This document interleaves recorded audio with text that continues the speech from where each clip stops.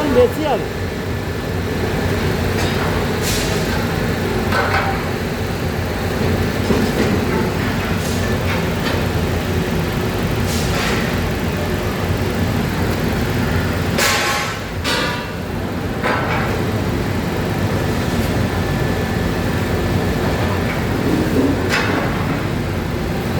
মানে লোয়া ডেস্কটপ আছে ওখানে।